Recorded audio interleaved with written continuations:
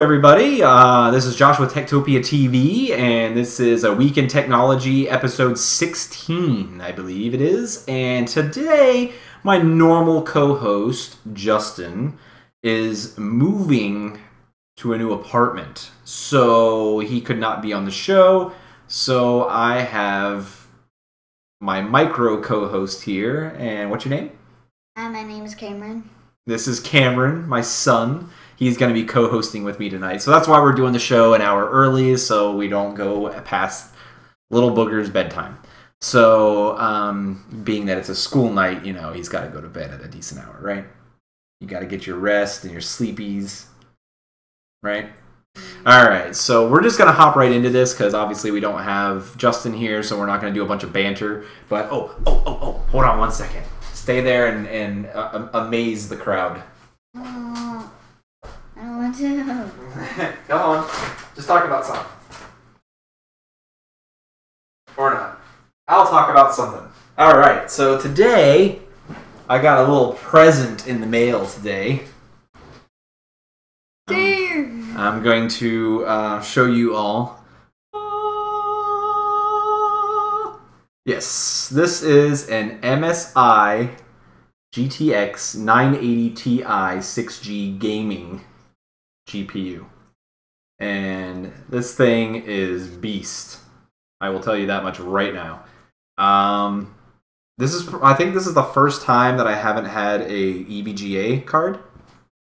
Yeah, actually, this is the first time since I've been building computers that I didn't have an EVGA branded card. I went with the MSI because of the black and red theme. It's got rave reviews. All the videos I watched about it and everything else have been really killer. And the black and red theme, of course, goes with my rig, Project Crimson. That's black and red, right? Yeah. My computer's black and red. This is black and red. So I'll be putting this in probably after the show. And this is black and red. That's black and red as well, yes. Yeah. So don't hit the table. So yeah, I'll probably be installing this after the show tonight because I didn't want to mess with any drivers right now because the show worked so well last week that I didn't really want to mess up anything on this show this week. So let me see. I want to make sure everything's good. Yeah, we're good. Stop hitting the table. So anyway, so this came in today, and it's replacing my two 970s. I had 970 and SLI. This gives me like 95% of the performance that the SLI 970s gave, but 100% less headache. Because the SLI just had all sorts of issues with certain games and a lot of micro stutters, and it just isn't me. I mean, I did it. I wanted to do it just so I could say that I did it, and I've done it, and I'll probably never do it again. So anyway, just wanted to show that off. That's in the works. So now, for sake of time, I'll just go ahead and get started on the articles. What do you think? Good. You ready to start talking about the articles? Yeah. Why quit messing with your tooth? He's got a loose tooth that's about to come out, so he's constantly playing with it. Alright, so let's switch over to the other view. Alright, so the first article is Windows 10 won't run old games with dodgy copy protection. So DRM basically is what is causing this. So vintage games that depend on safe disk and secure ROM DRM are not allowed to run on Windows 10 alone. At all, period. So your old copy of The Sims, Grand Theft Auto 3, or Battlefield 1942 won't be able to run on Windows 10 machines. Yeah, pretty sad, isn't it? Microsoft says that their DRM intrudes so deeply into your system that they may introduce a possible loophole for computer viruses, supposedly. But luckily, there are always eventually workarounds for this type of thing. So the most popular games like Grand Theft Auto and Battlefield 1942 it's still being played by tons of people. They'll have a workaround to where you'll be able to play them anyway. But some developers have even started releasing patches to wipe out that old DRM, so that way there's no problem. And stores like GOG sell versions of the games that aren't subject to this restrictive software. So that's pretty nice of them, huh? So they're basically they're basically updating their stuff, updating the games so that way they don't have an issue. Yeah, no, it's me. Tektopia TV. I paste the link in so that way the people watching can click the link and they can view the article themselves if they want to. But thank you, though. You did a good job. So what do you think about this? Good. Good? That's not good. I mean, there's certain games that you can't play. How is that good? I thought you were talking about something. Yeah. It's bad? Bad. It's bad? Bad. Bad? Okay. So you weren't listening, were you? Let's be honest. Were you listening to anything I just said? A little bit. A little bit. So basically, some games are having a hard time or are not able to run on Windows 10. But the developers, the people that make the game... What are you doing? The developers that made the game are releasing patches to allow you to play them. So that's a good thing, right? Yeah. The people that made the game are fixing it so you can play it. That's always a good thing. All right, so on to the next article. We're going to make this one nice and short and sweet this week. So Google announced that Android 6.0, or Android M, as most people have known it as, is officially called what? What are they calling it? It's right there. Marshmallow. Marshmallow! So, yes, they decided to call it Marshmallow, which isn't really a dessert. I mean, it's an ingredient, really.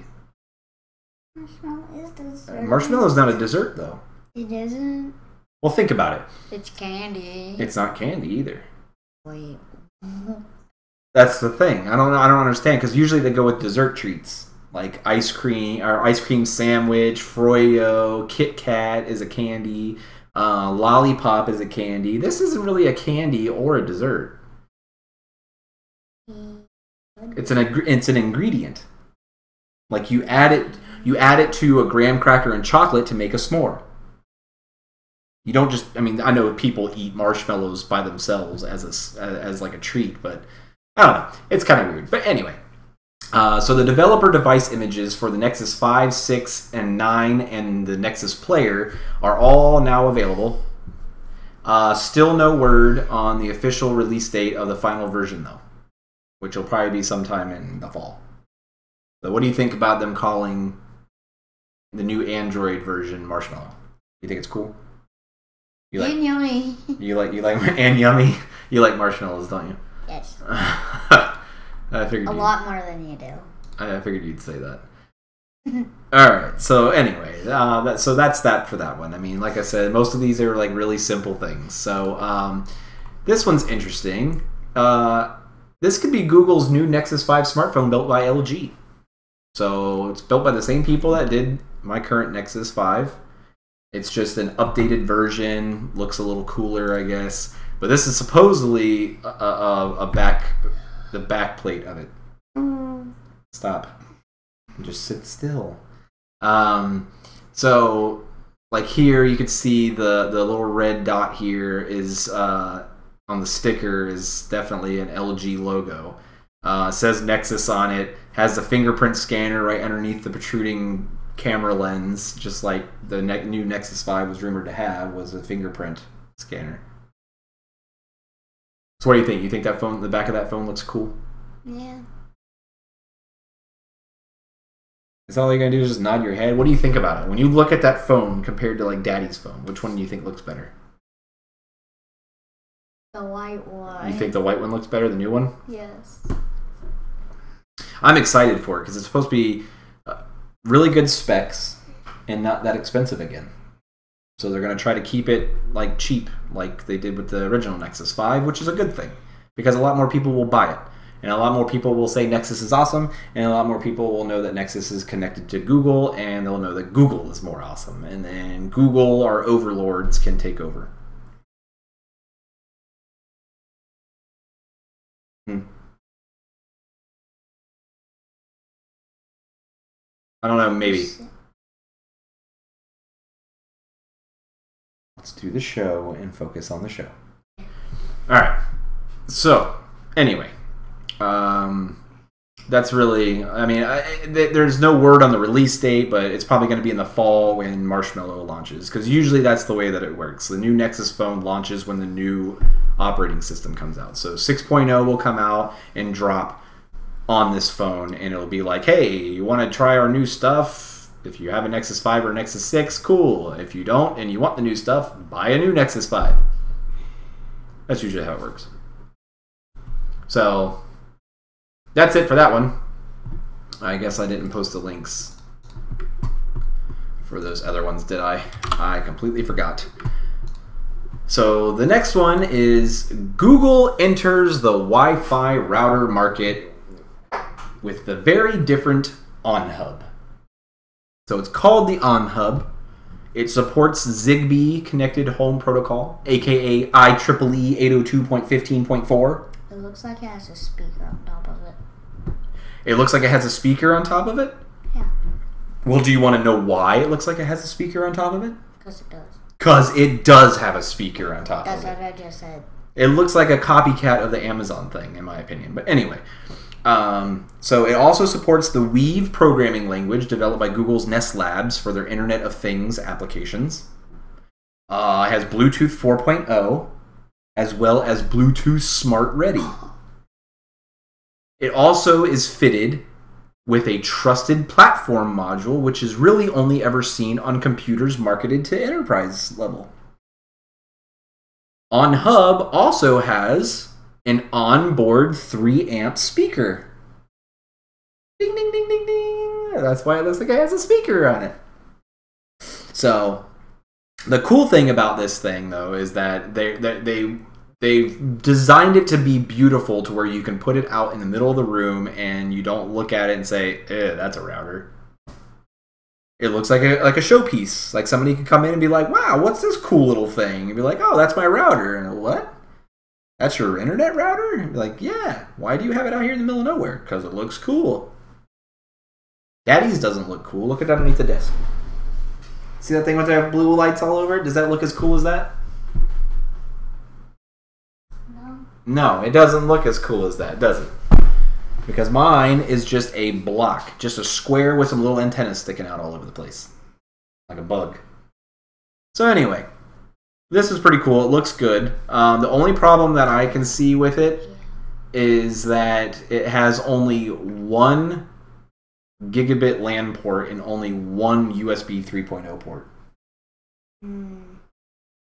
That's the only problem I see. But I think this is more geared towards Wi-Fi. I mean, if they want it to be beautiful and out in the open, you don't want a bunch of LAN connected computer wires all coming off of Ethernet wires all hanging out of this trash can looking thing.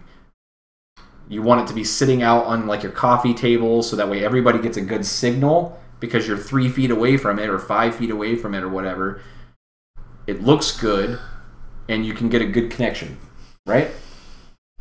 So what do you think about it? Give me your opinion. If you had the money and you were looking for a Wi-Fi router, would you buy that? Yeah, you'd buy that? Yeah. You're just going to say yeah and nod your head and agree with everything I say, don't you? Not really. Not really? Alright. I can see where this is going already. Alright, so we only have 2 more articles because like I said, we're really going to keep this show very, very short and sweet. Right? We want short and sweet so we can have some time to go do some other things before bedtime. I know you want to play some more games before you go to bed. But anyway, so this kid's just a gaming freak. That's like all he wants to do is just play games, huh? I'm not a freak. Okay, you're a gaming nerd. Kinda? No, you are. You're just like Daddy. You're a gaming nerd. So anyway, this thing looks pretty cool, and it's like I said, it's geared more toward. Oh crap! I forgot the main thing about this thing. It has a unique antenna that allows the OnHub to constantly search the airwaves to auto-adjust the channel that you're using to net you the best performance with the least amount of interference. So the entire time that you're using it, it's constantly searching to see what channel or what interference or how many people in your apartment building might be using a certain channel, and if if there's too much traffic or too much interference on the channel that you're using, it'll automatically switch you to one that's clearer. So that way you're always getting the best connection, you're always getting the best service and the best performance. That's awesome. I think that's a really good idea. I'm really curious to see how that all works out. And they high-end routers routinely sell for more than $300. I would never buy a router for that much, but whatever. And the on-hub, Google has priced it around $200, so probably $199.99. That's pretty typical. So, all right, let's go with our saddest, the saddest one so far that I've done. So, HTC is laying off 2,250 employees. 2,250 people won't have a job. Sad. Very sad. Lenovo is laying off 3,200 employees. Which I learned that Lenovo, 3,200 employees, is only 5% of Lenovo's global staff. That's crazy. They got a lot of people. They have a lot more people working for them than I thought. HTC wants to try to reduce operating expenses by 35%. They're putting a lot of focus into their partnership with Valve to make this virtual reality headset, like they have in that commercial that you always laugh at, where the guy's going to go get his pizza rolls or whatever they are that's in the microwave, you know, and he's like stumbling across, walking towards it because he has his virtual reality. They're making a virtual reality headset for Valve, and Valve are the ones that made Counter-Strike. So Counter-Strike is developed by Valve, and so is Half-Life and all that stuff. So Gary's mod that you play all the time is based off of Half-Life and Counter-Strike and all those games. So it's Valve. Exactly. Most of Lenovo's cuts are in the Motorola area that they acquired from Google in 2014. Their mobile business group reported a $292 million loss in the quarter ending June 30th. While their PC division saw an increase of $368 million. And Lenovo said that the layoffs will cost them about $650 million, but ultimately will save them $1.3 billion. So they spend $650 million on packages and early retirement type things and all that kind of stuff, but ultimately in the long run it'll save them $1.3 billion. So that's good.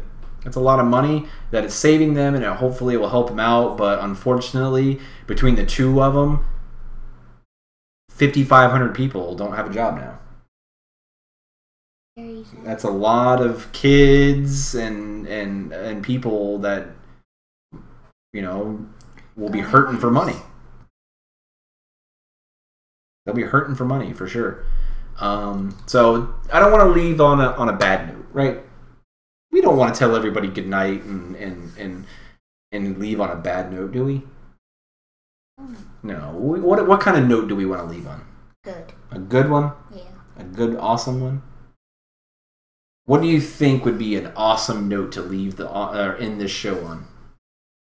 What do you think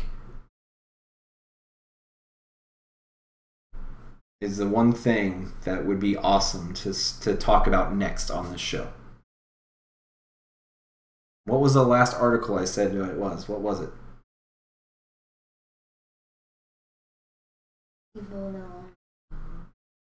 No, that was the one that I just talked about. What's the last one? Right up here. Do you remember? I showed you all the articles before we started this. I don't remember. It was 5 minutes ago. All right.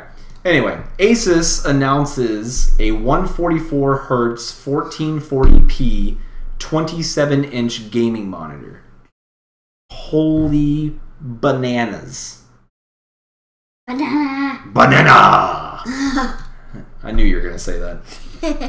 So it's a 27-inch, 1440p, 144 hertz. It has one DisplayPort 1.2, one dual-link DVI, one HDMI 2.0, one HDMI 1.4, one 3.5mm audio jack, 3 times USB 3.0, 1 upstream, 2 downstream, 16.7 million colors, and it's a TN panel. It will support AMD's FreeSync technology as long as you're using DisplayPort 1.2a. And ASUS didn't really announce any kind of pricing for it, but judging by the other TN panels or whatever from their competitors like Acer or BenQ, it's probably going to be somewhere around $500 to $600, which isn't too bad, really. I mean, that's actually a pretty decent price for 1440p, 144 hertz, 1 millisecond gray to gray response time. Give the oh my gosh face. Ready? Look at the camera and give the oh my gosh face. Ready? 3, 2, 1. All right. So, this is the happy note that we wanted to leave on. You know, we just talked about people losing their jobs and it's sad and all that, but now we're talking about it again. Now we're talking about an awesome monitor. So that's how we're going to end the show. It's only been a 20-minute show. We did a really quick, short one. I didn't want to not do a show this week. I didn't really want to put it off until tomorrow because tomorrow night I got some stuff going on, and Friday night I just, I'm going to be, all crazy with Counter-Strike and all that other kind of stuff this weekend because there's some majors going on. We're going to watch some Counter-Strike this weekend. You want to watch some Counter-Strike this weekend? All the pros playing? No? Okay. I guess Daddy will watch it by himself then. It's better just playing it yourself. Yeah, but I like watching the pros play. Anyway, so I just brought in my little man here to help me out because my normal co-host was out and doing his thing, which I completely understand. I mean, so it's no big deal. But anyhow, let's switch over to this view so that way people can see us better. So what did you think, man? Did you like it? Did you enjoy doing the show? Yeah, pretty fun. Pretty fun? And you're bored. Don't lie. You're bored out of your mind. I've heard you yawn at least 20 times. In the middle of an article, you asked me... Oh, there it is. 21. I was breathing in. No, you were starting to yawn there, partner. Liar. Nope, not lying. So anyway...